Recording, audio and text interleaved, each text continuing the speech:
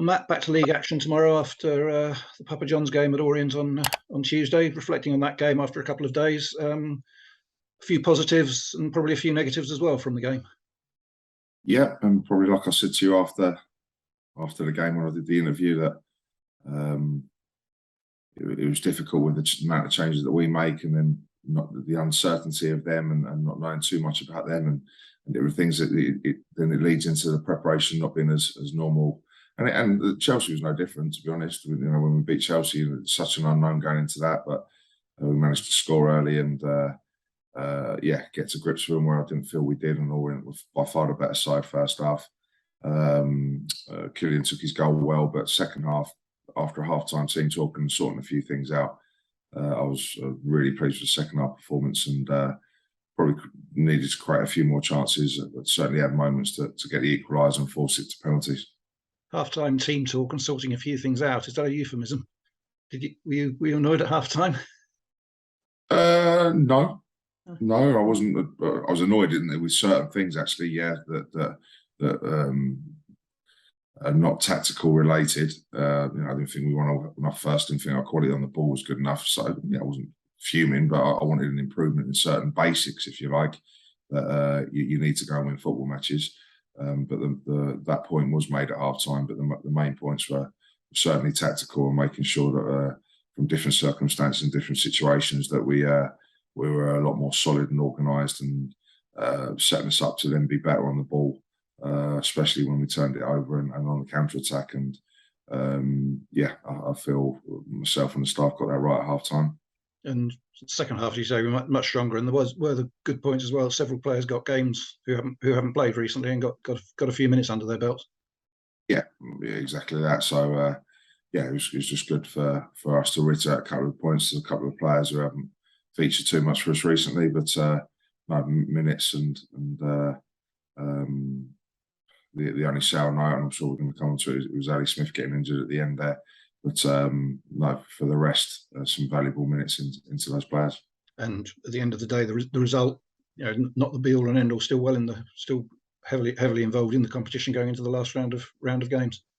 Yeah, of course we are. Yeah, it's the first defeat in 90 minutes. I think you pointed out to me after the game, since we've played in the competition, which is now our 9th game, and first one in 90 minutes to lose. And I think it's the first goals we conceded in a group game in the 2 seasons. So yeah, disappointing night, but yeah, still firmly in the competition and still firmly in the group, and got a home game now to try and win that and proceed. And I think if we win the home game, I'm sure we'll qualify from the group.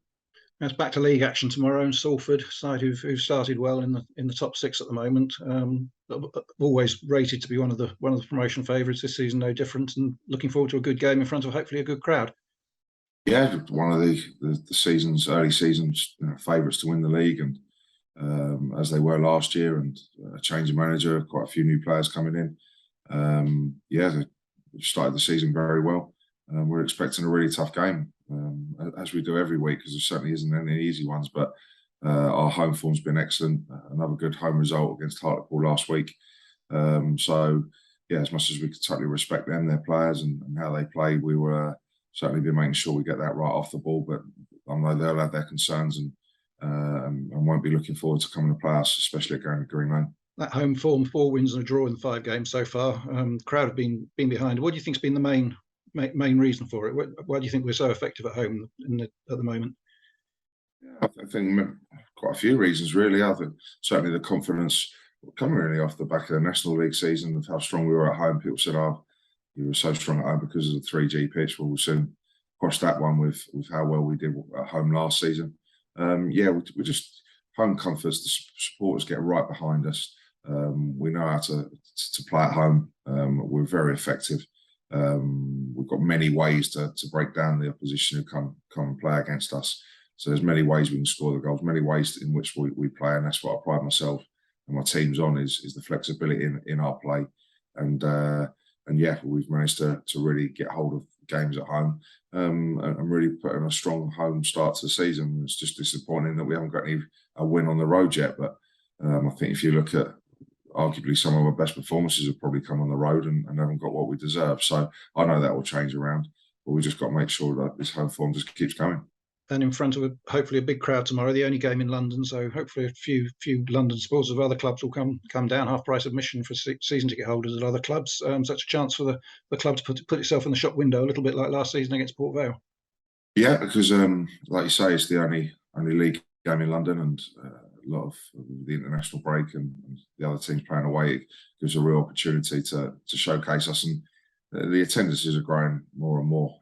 So hopefully, with a few new faces that come down and enjoy the atmosphere, the feel-good factor around the club, a good, entertaining game as always at home, and hopefully a home win, and everyone goes home happy and might soon pop down to watch Sutton again in the future. Now, on the team news, you just touched on Ali Smith at the end of the Orient game. I gather he's picked up quite a serious injury. Yeah, he has. The ligament's detached itself away from the bone on his ankle, which is not good news at all.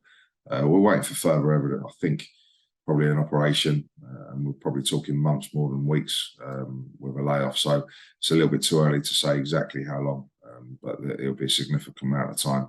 Unfortunately, we'll be able to Ali, and that's a huge blow to add such an influential player for us. Player who played so well and did so well for us last season. Unfortunately, had to battle it out with Eastie and H in midfield this season. He's lost his shirt early on through a couple of reasons, but has then found it hard to get back in because Harry and Eastie have done so well, and Eastie, our captain, of some of the performances he's put in this season has been outstanding.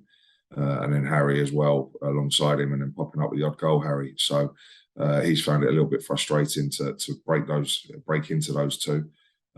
So he gets his minutes on Tuesday night, but unfortunately picks up this serious injury, and we'll certainly miss him. He'll be a huge loss for us. Yeah, we wish him well, and hopefully he'll be back as soon as he's fit again. Obviously, on the injury front, people have seen Rob Milsom come off on last Saturday and then not feature on Tuesday night. What's the position with him?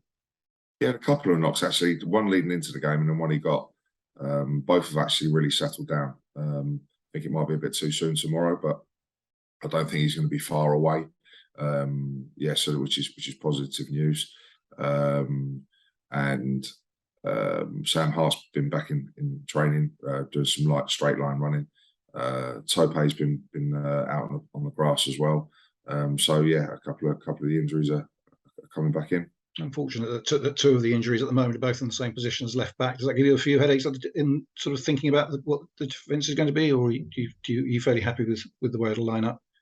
Yeah, no, John's it's not natural for him, but he is a fullback and he's playing the wrong side. But yeah, he's there to try and fight it out with Kizzy. But John will slot in there and do us a job until one of those are fit. And just looking at Salford, they lost the leading scorer earlier in the season, Brandon Thomas-Asante, who we remember from a few years ago. Where do you see their main threats coming from tomorrow? A bit like us, really. I think we've got threats all over the pitch in as many ways we can score. And I think they've got some really talented players as well. So I wouldn't really pinpoint one or two particular. They've started really well, especially at home. They played a lot of home games. They haven't played many away.